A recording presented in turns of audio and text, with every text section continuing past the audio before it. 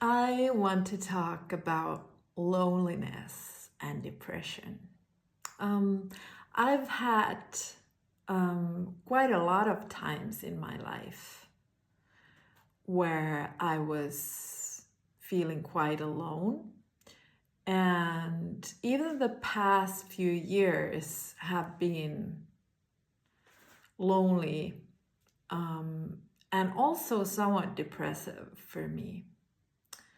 And within those past few years, I did have seasons where I was also feeling a lot of joy and enjoyment and zest for life.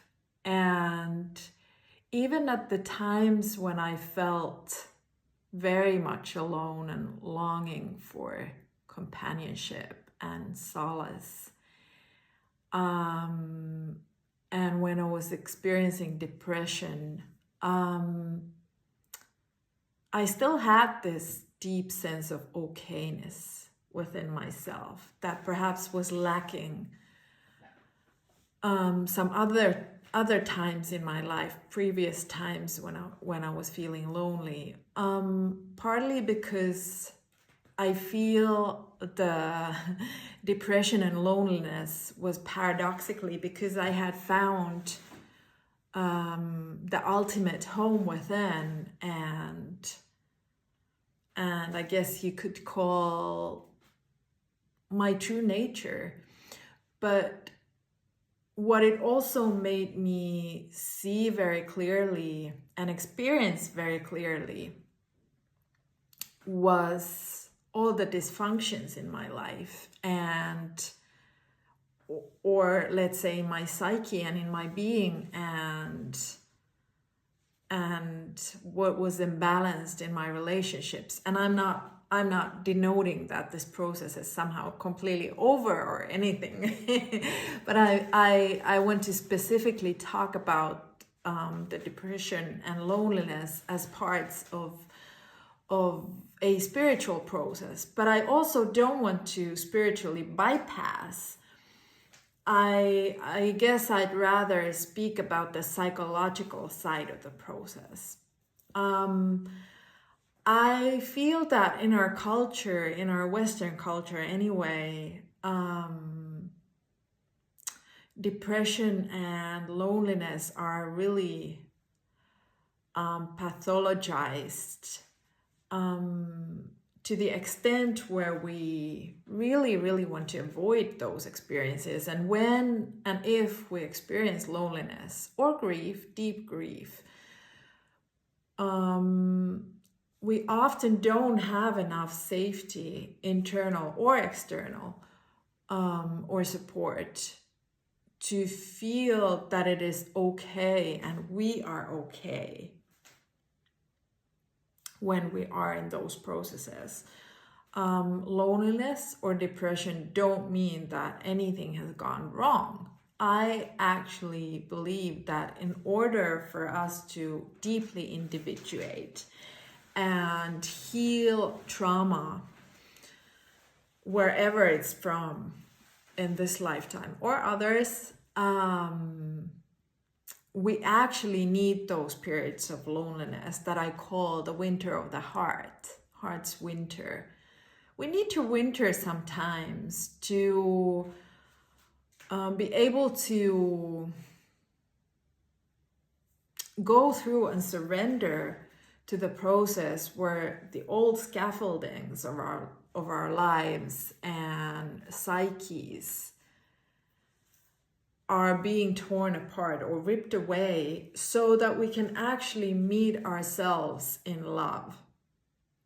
And what this means, I don't mean some spiritual bypassing kind of like love and light, but I mean like when all that is left sometimes is ourselves, can we actually finally stop turning against ourselves and learn how to nurture and nourish ourselves and take care of ourselves, even though we might feel deep sense of worthlessness and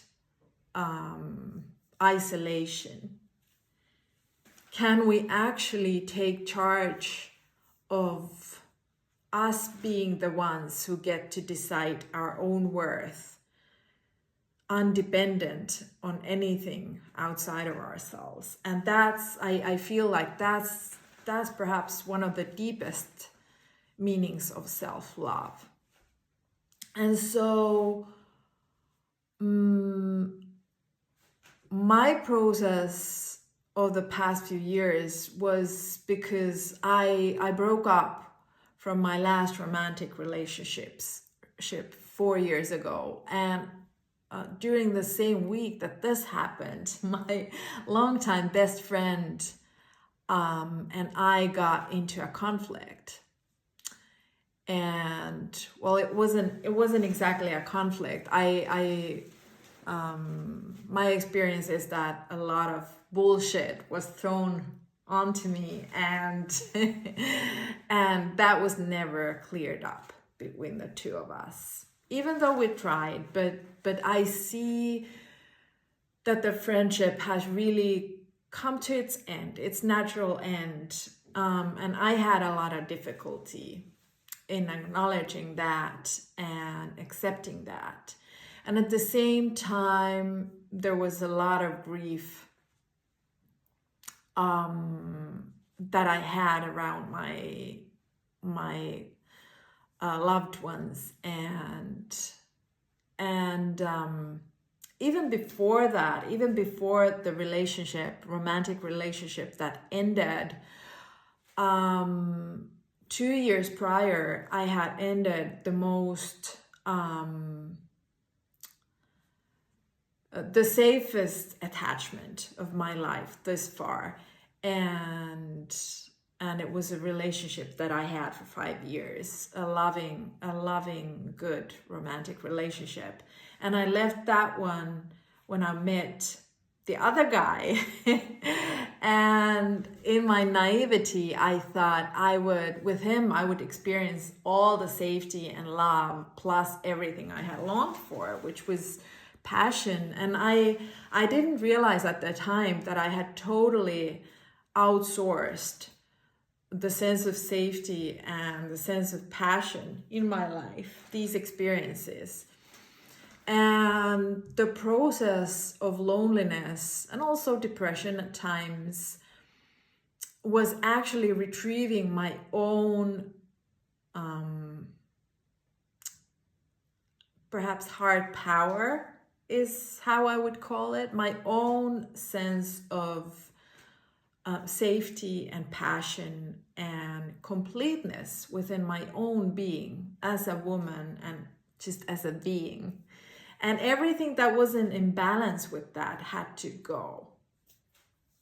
And I feel life and my soul or spirit made sure that I did, that I faced it all.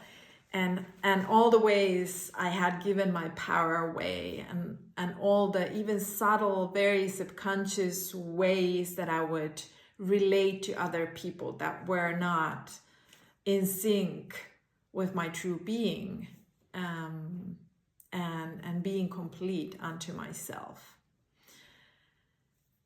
And through that loneliness, I really had to face all the trauma that I hadn't faced yet, and I really had to carry the little lonely girl within me with compassion and with inner mothering and fathering, inner safety and inner nourishment. And it was a long, lonely period. And by design, somehow, all my friends lived either in other towns, other parts of the country, or different countries. So I really, really had to establish my sense of sovereignty, which is, I feel, it's inherent within all of us, but the ways we find it is often this process of peeling away. It's not something that sort of we find outside of ourselves, but it's something that we find within. And then we have to go through this process, often of wintering, and the winter of the heart, where we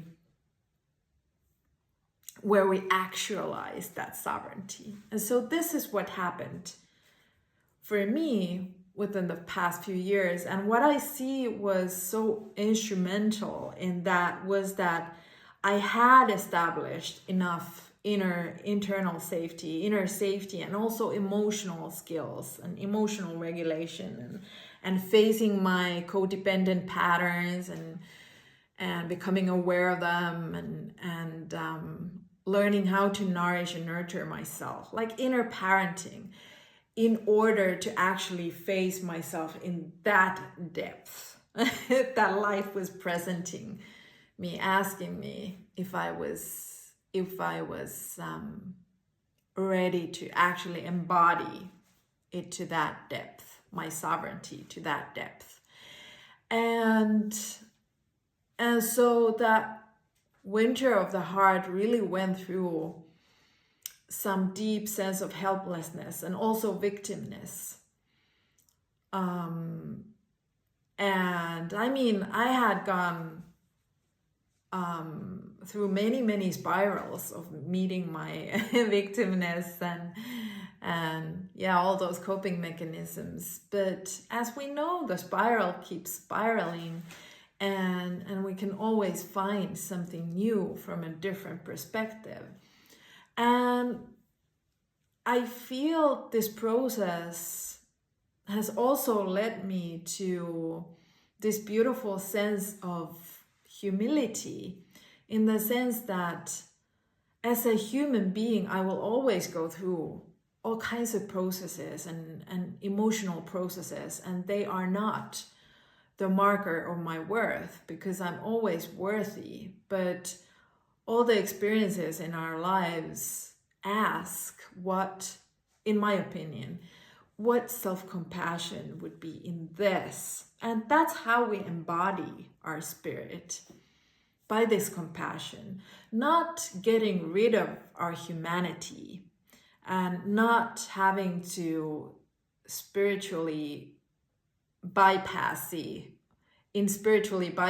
ways get rid of anything, but actually to have the humility to hold everything, hold space for everything.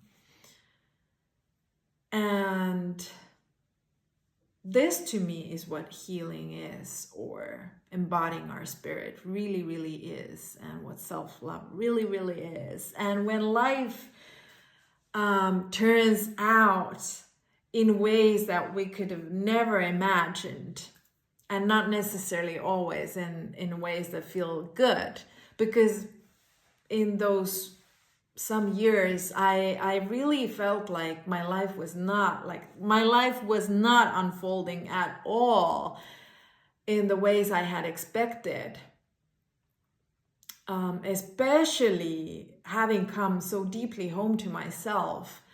But that was also very humbling, and really teaching me how I don't need to control anything, nor that I even could.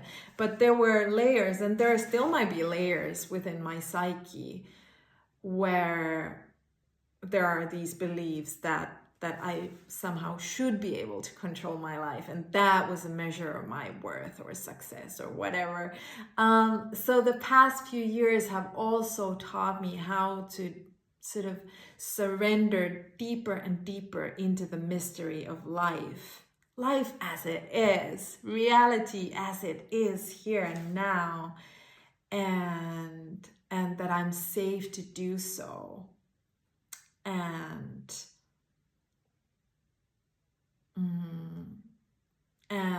there's always the choice that I can make of being compassionate towards myself. And even it's not like a feeling or a thought. Even if I'm not feeling very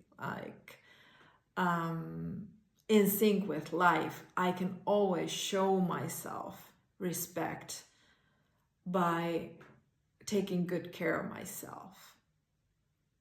And this is what gets us through, meaning then life gets to have its way in our being and really show its gifts. Life gets to live through me, as me, without me having to do so much, that I get to rest. And that's what the winter of the heart really taught me. I really hope you got something out of the video, and thank you for watching. Bye.